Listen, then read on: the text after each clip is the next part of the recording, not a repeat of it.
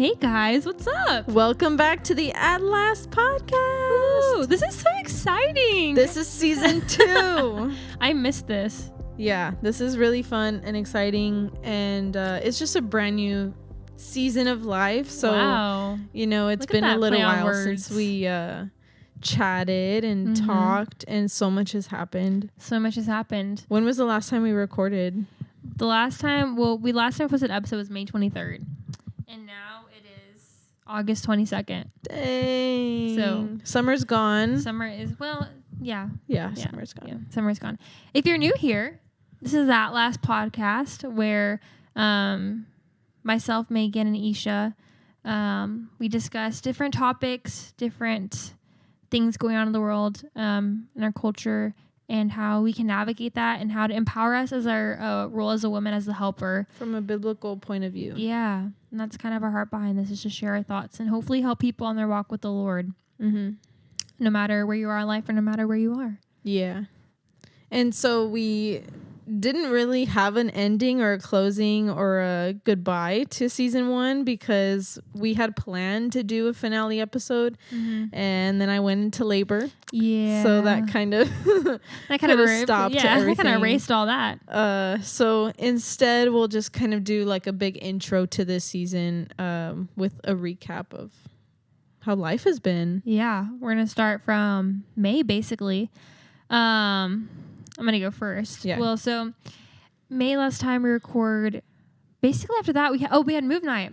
That's what happened probably first. Yeah. Nice. Move night happened June 6th. That was awesome. Such a very powerful, encouraging word from Hannah and Aaron Barnett.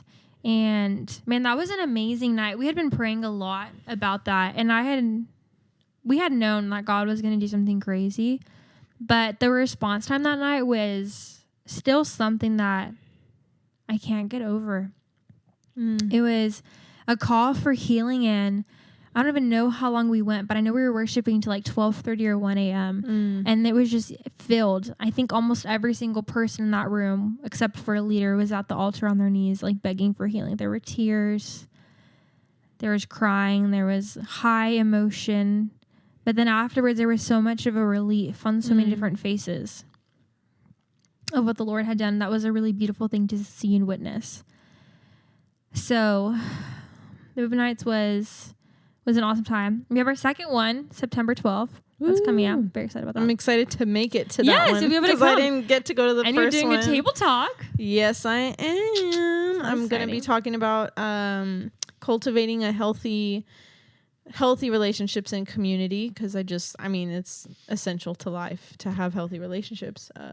So I'm excited and passionate to talk about that. Yeah, it's going to be a good topic. Then after Move Nights, that next week, I went to San Antonio to celebrate one of my best friends, her engagement. She's now engaged. I've known her since I was 8. So that was really cool to go be a part of. And then I came back, and that Monday we left for camp. And Student camp. And that camp, I was basically doing Isha's role because Isha was out with the baby. So I was in charge of all the girls, which I realized very quickly on that Isha does a lot more than I realized when we're at student camp, and deserves very high props and praise for that. I remember the first day I texted Isha like on that Monday, and I was like, girl, I don't think I'm going to like this. I'm super overwhelmed. I can't do this. I don't know how I'm going to, I think my exact words were, I don't know how I'm going to have student relationships.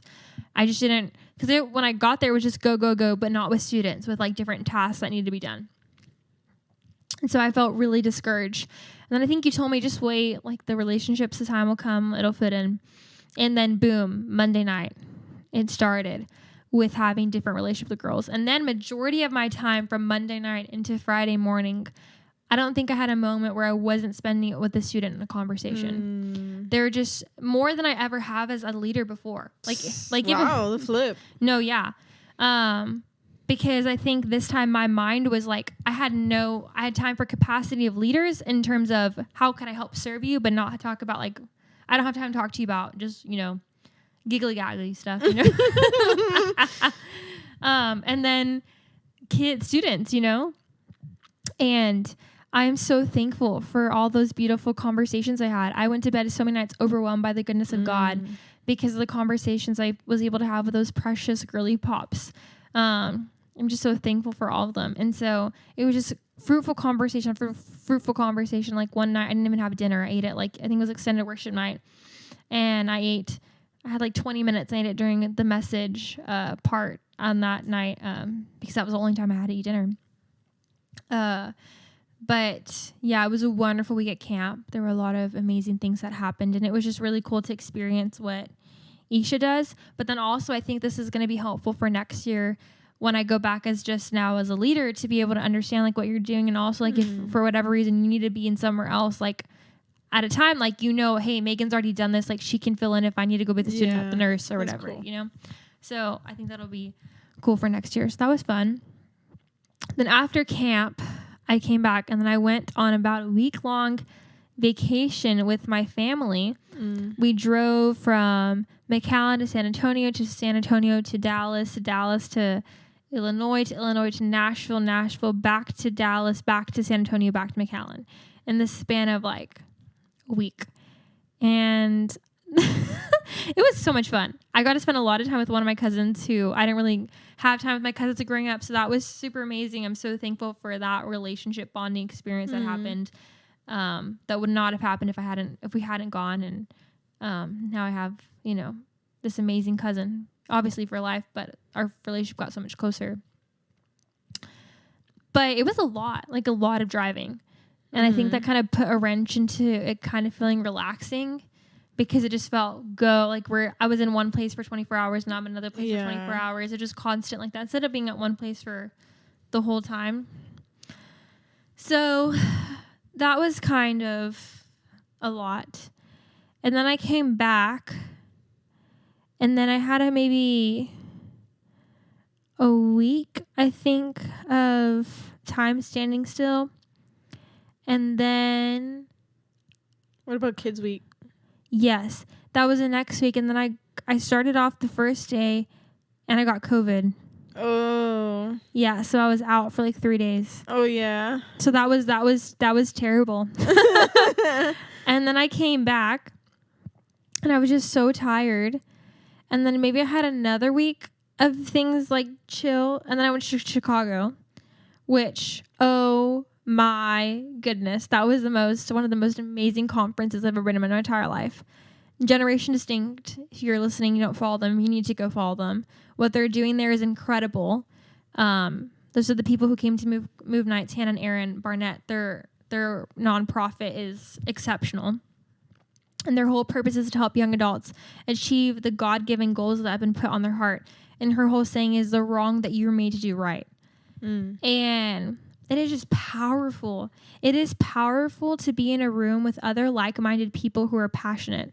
And a wording that was going around is that it was okay for us to be passionate in that room. Because so many times those people that were in that room were told we need to be quiet. Yeah. Or we're told that we're too loud or too ambitious or passionate about what we're doing. And so in the room, there was this just safeness feeling of it's okay that we're passionate. It's okay that we're driven people. Like that's allowed in this room. And there was just such a sense of belonging, such a sense of united in family, such a sense of we believe in you, which is so powerful. That goes a long way as a young leader to know that you're believed in. It just really means a lot. And to also be with other young adults who are on the same passion, who have the same mindset, who are wanting to do these types of goals that you don't always meet all the time. So it was a very empowering, but also a very healing conference, which that was the thing that I did not expect. I went in there with the expectation to grow more as a leader, to grow more in different areas that I wanted to pursue, like maybe writing a book or learning more about how to structure a podcast, different stuff like that, or how to start a nonprofit. I knew I was going to learn all those things, but I didn't expect to heal from things. And this one night they had the pastor who was there. We went over Romans 12:2 of renewing your mind. And the call was that every single one of us was going to have a renewed mind that night. And so anything that's been said about you, anything that's been said over you, any trauma you may have grown up with as a child, any addiction, anything that has made your brain a certain way, we're literally going to rewire it and renew it tonight. And that was the call. And so I think all of us were bawling. And then you had just different things be aware. Like, it was crazy. I think Aaron went up to one of his pastor friends and was like, so what do you think is going to happen tonight? Like, what are you feeling from the Spirit? And his friend had said, I think that there's going to be some spiritual witchcraft and some manifestation of those types of beliefs. Like, that's going to come out tonight. And this one girl, they had her come on stage and pray over her. And as a baby, like, that stuff was done to her. And so, like, that was a prayer over her of healing for that. Yeah. So just crazy stuff like that. It was super awesome. And I don't think I'll ever forget that, what happened there. And I'm forever thankful for that weekend. But I came back and I finally was, not only was I feeling on fire, inspired, renewed, and excited, but that was kind of the perfect weekend almost to go into Danny being gone for sabbatical, because it was like, I've gotten this refreshed mindset. I'm excited to take whatever I've learned to come back with, to be able to everything share. kind of fell into place. 100%. And I was really excited just to kind of lean in for what the Lord had for me while Danny was out, and to help do whatever I could to help with the ministry while that was happening. And my first Tuesday that I was going to be running the show while Danny was gone, that night we're having a hangout. But I was on my way. I was dog sitting for some friends, so I was on my way to their house, and I got into a car accident.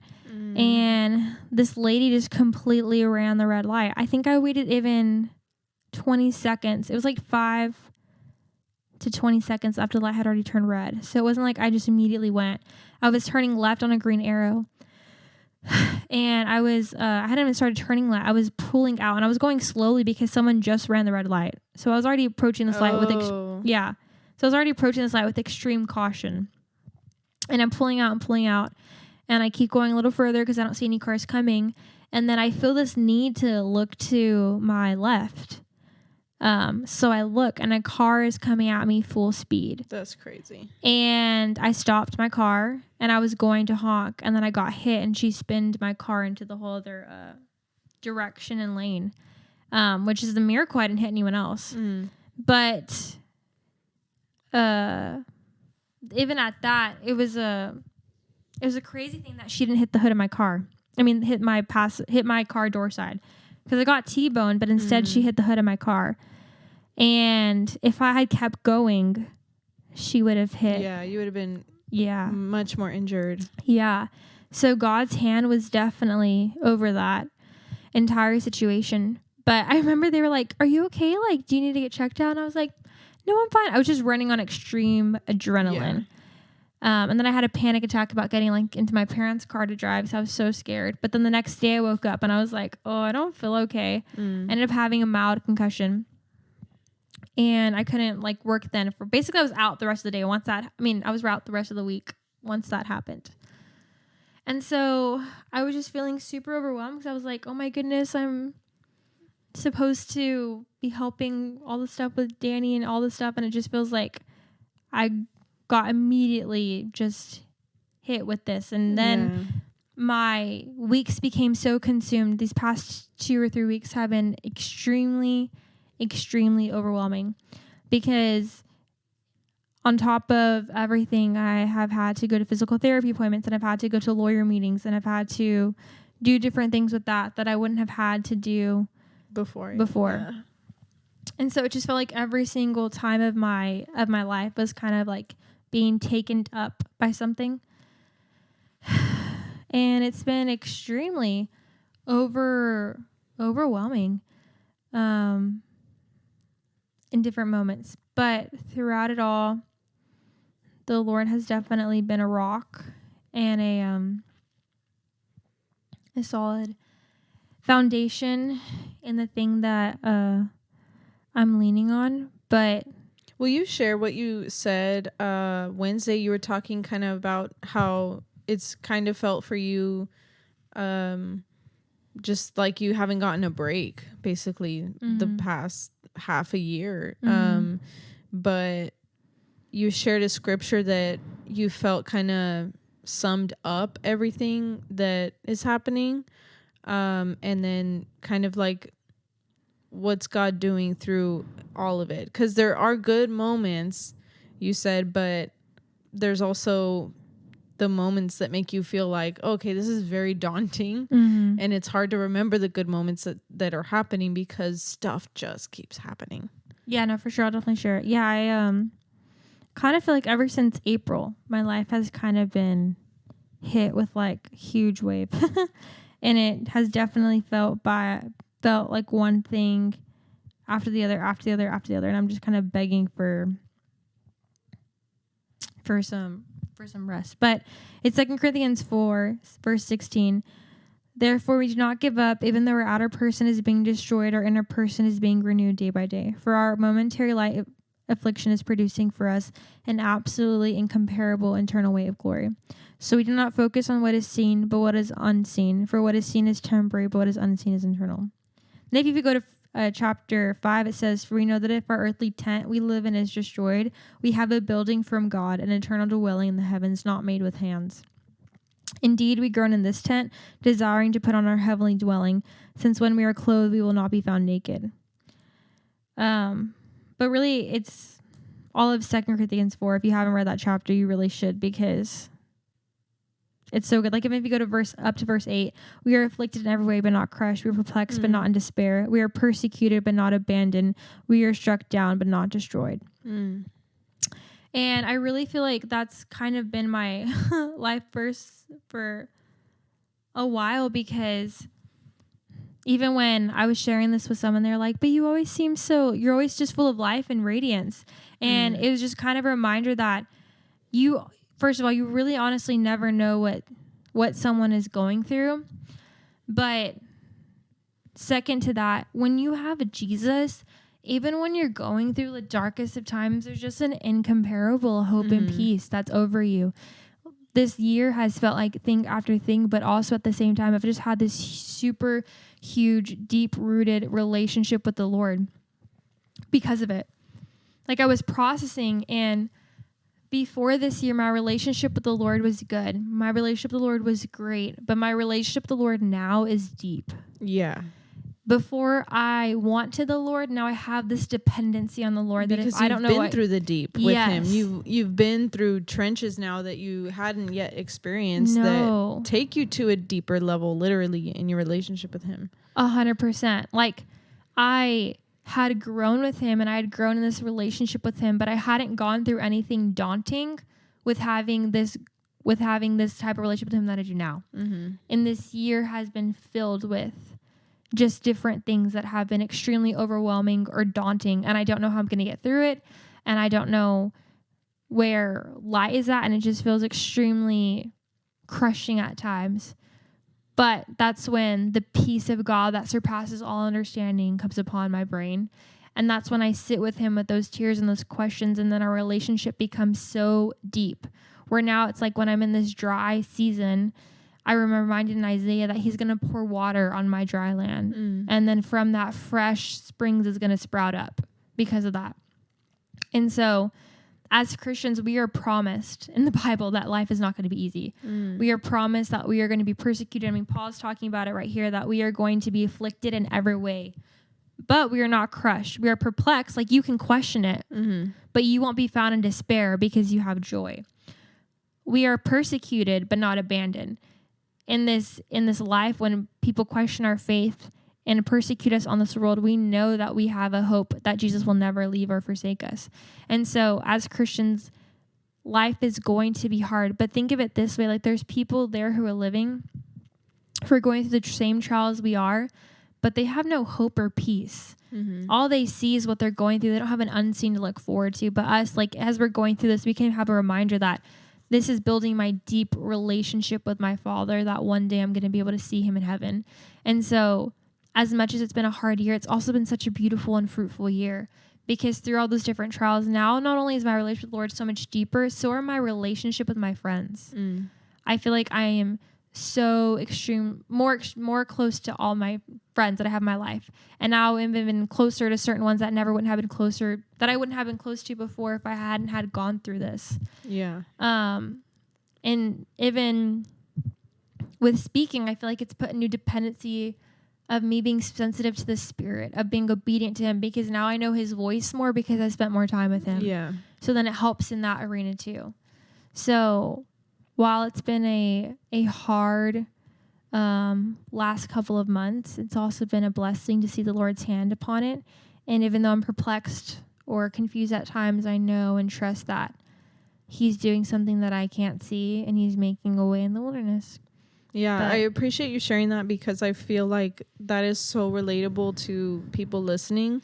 The fact that, before you started sharing, you said that you just have felt like you haven't had a break or a time to breathe and rest, because stuff just keeps piling up. And we've all been there at some point, like just life happens. I've heard you say that so often the past few months, like, I was going to do this, or this was the plan, but life happened. But you're so right. I love that we're able to look at scripture and find hope out of it. Not just because it's like, oh, don't worry, there's light at the end of the tunnel, but literally God is doing something new in you. Literally, like you're becoming a different person with each super hard thing that happens. And that's what walking with him is like. He doesn't intend for us to stay the same. So he's gonna allow stuff to happen that will get us to where he needs us to be. Yeah, that's really, really good. That's a good reminder.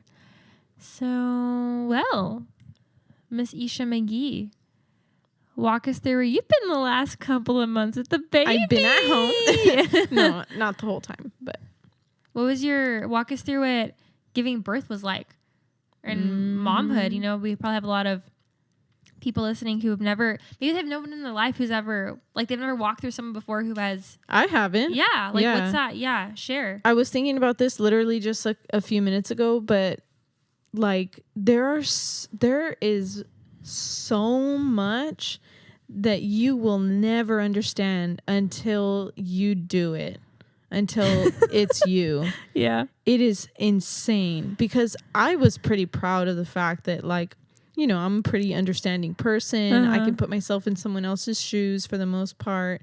I'm pretty, like, empathetic, or, not to an extreme, but I can understand, like, oh, sure, I can get how that must be hard, whatever. But there is a whole other world when you give birth and you become a mom that no one else on the planet will understand unless they are a mom. And I'm getting that. It is insane. So with that being said, the whole process from the time that my labor started to right now and continuing, it's a constant learning process of what this is actually like. So there's just so much learning that I'm doing about myself, learning so much more about myself, learning about the Lord, learning my family, learning my role, learning how to be a wife and a mom at the same time. And it's just begun. Like, it really it has only been 3 months. So, but the birth, God was in every single moment of it. And truly, I felt like it was such a unique experience to anything I've ever gone through. Of course, obviously, but in specifics, so unique in my relation to God. Like, how I relied on him was, and it will always be, much different than anything else, because it really feels like life and death. That's how extreme it is. And I've read and heard something that, like, giving birth is the most painful thing any human can go through, aside from being burned alive. That's crazy. Yeah. Whoa. Yeah. Wow. Like, the pain is that much. Wow. But truly, I feel and have felt that there's just an immense amount of power that God has given to women that are gifted to do this. Like, it is like nothing else. I feel like a superhuman. You are. I feel now that I unlocked a superpower. And yeah, I'm like weak in so many areas. I have no muscles because I didn't exercise, you know, like so weak in so many areas. But I feel now I've unlocked, it's like a game, you know, like when you unlock a new level and you have to discover the level. You have to go through each little obstacle, get to the doors and that you need to go through. It's like that. You're learning a whole new level of life, and that's what it feels like. So I was really excited to start feeling contractions because I really wanted the baby already. He came a little early, which was all God, because I had prayed that he would come already. I didn't want to wait all the way to his due date. So God was already answering prayers, but I was so eager. I was like waiting to start feeling it and for labor to start. So thankfully I did start feeling like they're called like practice contractions, I guess, over a weekend. So that was nice too, that I wasn't at work. So it was over a weekend. Felt the contractions off and on for 2 days. So, total, I was in labor for like 88 hours. If you count really, that's crazy, the whole 2 days that I was at home laboring, which is pretty cool, pretty crazy. Like 88 hours is insane. But, so really it was just a waiting game, like waiting to see when it was time to go to the hospital. And I kind of just knew. I told my mom the day before we went, I was like, I think it's going to happen tonight. And she's like, no, I think you still have more time. And yeah, we went that night. I waited till it got pretty painful and unbearable, you know, to just be at home, to wake up Ben, and it was time for us to go. We left, the house around 2, something like that, 2 a.m. and got to the hospital. They were pretty strong once we got there. So timing was perfect. Got checked in. Timing was so good. It was bizarre to be in a hospital in the night like that. Oh yeah. It was kind of creepy. Yeah. Because it's dead. Like it's quiet. And then we have a window, but it's dark outside. And I am not a night person. I get kind of spooked out with the night stuff. I'm not like afraid of the dark, but it was just eerie, you know. Smelled a little weird in there. It's a hospital. Anyway, I was just waiting for the daylight to come because of course I'm feeling strong contractions. Ben is like super tired already because it's the middle of the night. So I was just waiting for the sun to come up because I'm a sun girly. Like I need the sun out. I need it to be daytime so I can feel like life is going right. So I mean, there's so many details, but I'm trying to pick and choose what to share because also it'll be such a long story. My goal and my plan was to give birth all naturally and to feel everything because I wanted to feel what God intended for us to feel. I tried to be as strong as I could for as long as I could. And so I made it up to 8 centimeters without any assistance, pretty much. I was making the worst sounds I've ever made in my life. I would look and think like Ben is he's witnessing a whole different kind of Isha right now. And I would ask him like, so are you okay? You know, but he was just quiet the whole time. He was not freaking out. I think he was just letting me do my thing because there was nothing he could do. You know? But at one point it did get so unbearable that I really thought, okay, I'm stuck. Because I thought that I had passed the time that you could get an epidural, and I really didn't want one at the beginning, so I had told them like, no, I'm fine. So I thought I had missed my chance for it, and I asked the nurse like, is there anything I can do to relieve the pain at this point, because it had already been, you know, a lot of hours.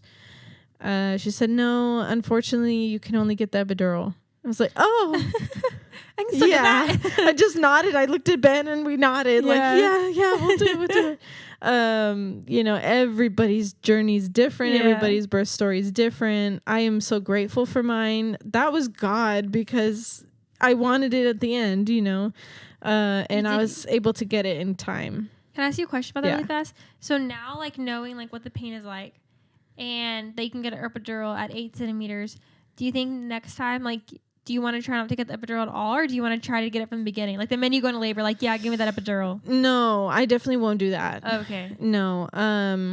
I pride myself on how strong I can be. I'm not afraid to feel the pain of contractions again, because I in my mind, if I did it, I can do it again. No, 100%. And I know what God can do. Yeah. So I wouldn't opt for it right away. Okay. Yeah. I would try to see how, because then every baby's different too. That's true. I could get all the way next time. That's true, because now that actually, I think you can make it all the way next time, and if you don't, it's totally okay. But the reason is because you got pretty far, and I think isn't every time I think supposed to be easier. So yeah, it just depends. Yeah, literally every single time is going to be different. I already know that. So girl, we need to stop it.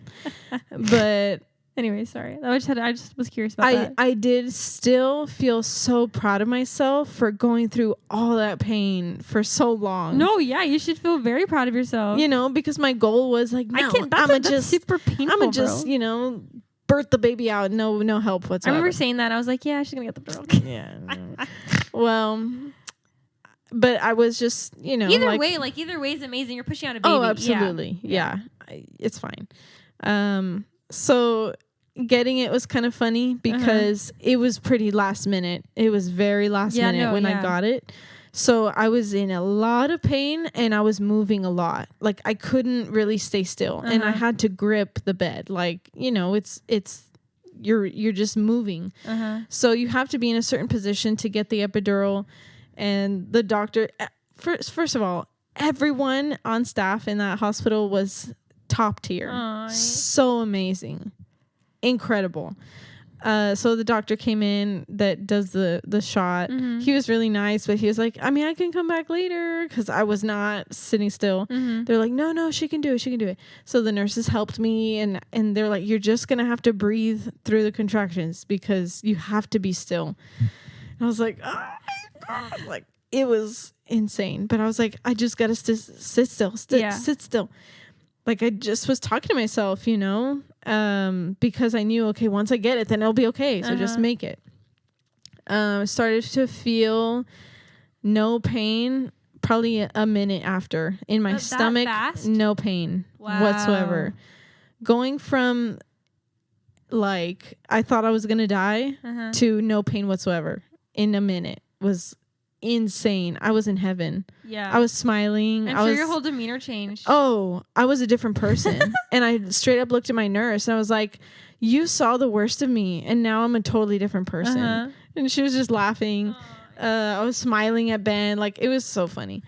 But yeah, and then after a little while, your bottom half goes numb. But they were tracking my contractions, so that's how they were able to tell when it was time to push, obviously, and they were still checking me, my dilation. So after that, it was a couple hours, and then finally I got to 10. So they were like, okay, it's time. We're going to call your doctor or whatever. Baby Robin was already crowning, so that was really nice too. The doctor came in. They were like, oh yeah, look, the head's right there, and we could see him. So she was really happy about that. And it was just, we were praying every 10 minutes. And I was thanking God every 5 minutes. Thank you, God. Thank you, because everything was working out beautifully, so smoothly. I was so blessed to have such a really an easy birth because I didn't feel anything and I only pushed for 15 minutes and he was out. Short. Wow. Yeah. And they taught me how to breathe and how to push and everything. So it was really just 3 sets of them counting to 10 each contraction. So, yeah. And then I heard him crying. I got to hold him for a second and then they, moved him so they can clean him and get him ready. But Ben was there. I looked over at Ben, and it wasn't until like Ben was over there with him, like on the other side of the room. It wasn't until then that I kind of felt like my eyes welling up a little bit, like it's over, like the hardest part is done, like the very, very hard part. So yeah, he was born June 2nd and super healthy, no problems or complications whatsoever. I was good. Afterbirth was kind of hard, very, very hard, very painful transition home recovering, but I did get through it. And now we face different kinds of hardships and different kinds of pains, but nothing compares to labor, of course. But also, I'm just so glad I'm not pregnant anymore. Oh, yeah. So glad. Like, it wasn't that bad, but even recording this episode, I'm just so glad I'm not pregnant because I can be fully focused. I can talk normally. I'm not out of breath. So, yeah, that's the story. That's crazy. It was very good. I am well aware. It was so good compared to what a lot of women have to go through. Yeah. The Lord was definitely good, and now you unlocked a new game character. I did. So now I'm a new Isha, and I was fully aware that I will be completely different, and I shouldn't try to go back to who the old Isha was. I shouldn't, because I'm not going to be the old Isha. Like, I'm somebody new. Yeah. No, that's very, I mean, that's what happens. You're a mom now. Your whole emotions, your whole now brain is rewired to like be catered to another human being. Yeah. So you're gonna change with that. I think with people listening, and even for myself, like you go through different seasons of life, and I think one thing is like keeping your walk with the Lord, or learning or being okay with how that shifts. Like knowing you still have a relationship with them, but knowing like it's gonna be different now, and that's okay for a season. How have you maybe coped with that, or how have you learned to walk in this new relationship with the Lord, knowing that it's going to look different, but doesn't mean it's any less impactful? Yeah. I think what was so beautiful was I knew, although my reading time was super not sufficient during pregnancy, and my journaling with him was not consistent, like it was so off, of course, like I couldn't even focus. I was either tired or just exhausted, couldn't focus on anything.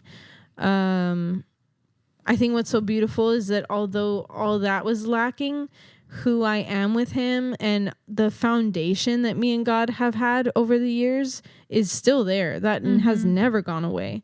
So my reliance on him was like second, nature. And like I knew I could just call on him, and really during labor I felt extremely close to him. And even after, because I had such a dependence on him, and I was crying out to him, asking him for constant miracles. And although my time with him doesn't look like it did when I was in college, where I had 2 hours to sit down and write and read, I know that I am so close to him because I am walking in what he's called me to do. And that is different. I still need to read his word. But a lot of what has helped me maintain my relationship with him that works for me right now is worship, because I'm constantly on the go. But also I play music to invite a relaxing atmosphere in the house, especially when Robin's like crying. I'll put on worship music. But worship music, ever since I started feeling contractions, has been the way that I invite God into what I'm feeling, like nothing else. So this season has really been like, I'm going to put on whatever music videos and whatever songs have helped me to connect with him a lot. And that has been really, really, really nice. It changes the atmosphere completely in the house. I'm way more at peace when I play music like that. And it instantly resets my mind from a state of like panic or a state of like breaking down to I can breathe.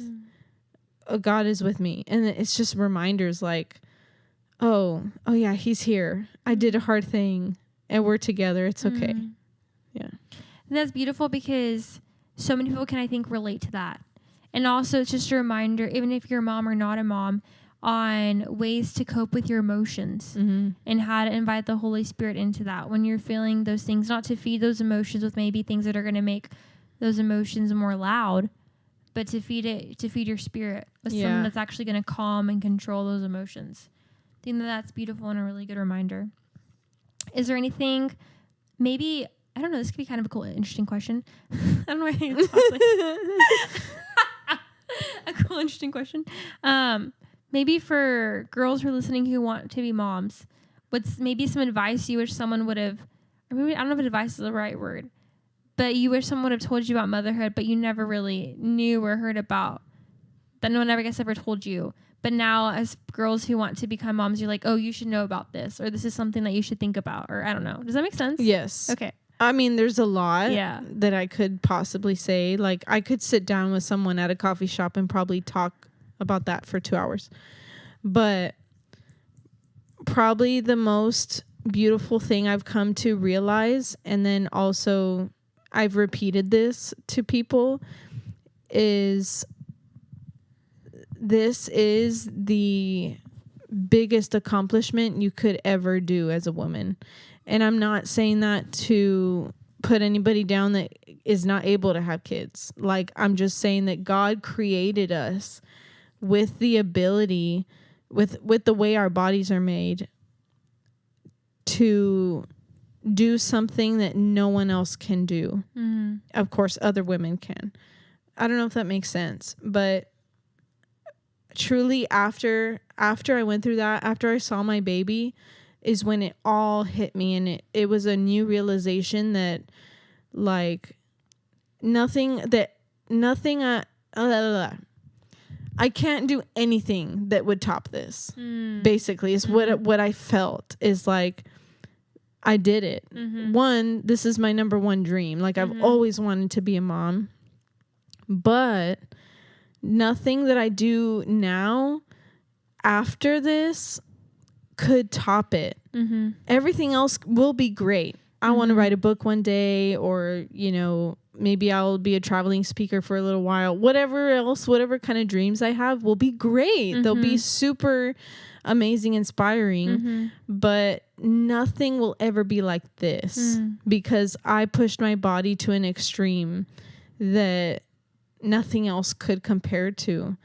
I became so close to God in partaking in his creation work, in multiplying the earth, that nothing else I can try to do will top it. And it sounds defeating, but it's not at all. It's a very big, proud statement, empowering. I guess. Yeah. I'm not saying that, oh, well, then there's no point in doing anything else because I already hit my peak. That's not what I mean at all. I just mean I did something so great that only God could have helped me to do. That's kind of, I don't know. So anybody that's wanting to be a mom, it will be the greatest thing you could ever do on planet Earth. That's just how I personally feel about it. Because, and that's just me in my personal life. Somebody else will have something else that they feel is the greatest thing that they could possibly do. No, that's good. I think that's a good reminder of what it is. And good advice to girls listening that, like, this is a huge accomplishment when a culture that tries to kind of diminish it. That's true. Yeah. Yeah. It's a good reminder. So no, that's really good. What is something that you're working towards in this new season of momhood? One, remaining positive. That sounds like super cliche. Well, duh. You don't want to like go a downward spiral. But truly, like, remaining positive by the things I say and verbalize and speak out. And then also I don't want to make any excuses for anything in my life. I don't want to make excuses because I don't have excuses anymore. Yeah. Like I used being pregnant as a big excuse for a lot, and I kind of didn't like it at the end. So now that I'm not, there is no excuse. Like for my time with him, for exercising and living a healthy lifestyle, for just my relationship with God. Like I just want to realize I can do anything because Christ is in me. So I'm going to do what he's calling me to do, and I can do a lot because of him. That's beautiful. Well, I'm so proud of you. Thank you. You're a mom. I am. Aw. A little baby. Entering season 2 of Outlast with a mom. Yeah. Well, that's cool. I wonder if your perspective on certain things will change now, because now you have the point of view of talking from mom versus. Oh yeah. Yeah, so that'll much be cool. has changed. Yeah, that'll be cool as we get further on in content. Well, guys. Speaking of content, yeah. So in this season, we'll continue to talk about community and stuff like that. How we can better create healthy community, and then we'll also talk a little bit more about dating stuff, friendships, conflicts. So we're really excited about the topics to come. Thank you so much for listening to us. Yeah, we hope you enjoyed, and we love you so much. We're so excited for what's to come. Yes, thank you. Bye, guys. Bye.